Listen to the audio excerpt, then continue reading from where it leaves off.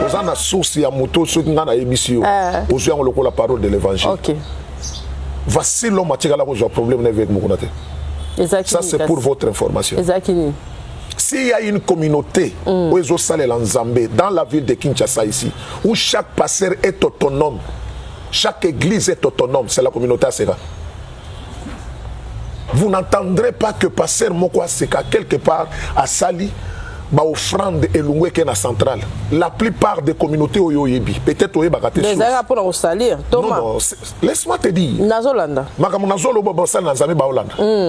La communauté Belo Monaka. Na Congo ao communauté offrant des eaux salman Angola batiango na banque centrale il y a YPR na centrale je vois maintenant que c'est du mensonge. OK, la communauté ACK moni passer bali bambine nazao de nazo diriger église ACK Brikin naza autonome ba yaka contrôle te na lobby que naza autonome nazo landa kaka directive papa na biso azo pesa biso. Avec beaucoup dans la communauté, c'est qu'à passer il y a de pasteurs. Par exemple, aux autres temps, pasteur voici l'homme à Tombouami Boyeboy. Qui est son père spirituel? Aujourd'hui, par exemple, Moussalani Oyebele na business, si ce n'est pas l'œuvre de Dieu. C'est pour vous dire quoi? Voici l'homme à Tabisikaza, à Olandangana Alekinaye. Atikala qu'on soit problème n'a père n'est spiritualité. Vous savez quand entourage. Vous savez au moni musala nanzabene tozo salaboy. Sokoza mama bana olinga mama mwana moko mingi. Yeba que bana okoflustre bana mususu.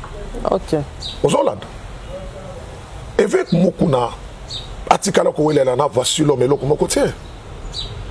Na zingina ebiso ke na katia communauté ACK. Ata mundimi ayeko peso dimi ya 1 million avec mukuna yo ki on a matoi na ye akobengo ata na téléphone te ma bonza mtelongo yeko tana tina mutuka nazolo baboye nazolanda pour lobi na na source offrande oyo monaka oyo zolo bela wana ba reportage basala c'est l'offrande de ACK Bandal là où il est yango ne alors matala mutuka mais non est-ce que offrande de temps batanyango na kati l'église etika la église.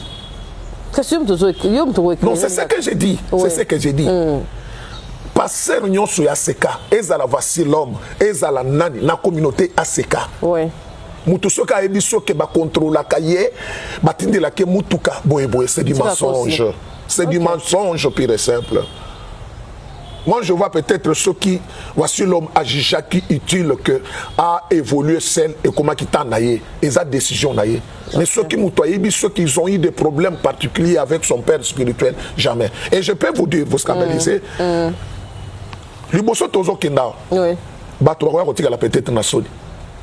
ne change pas le père.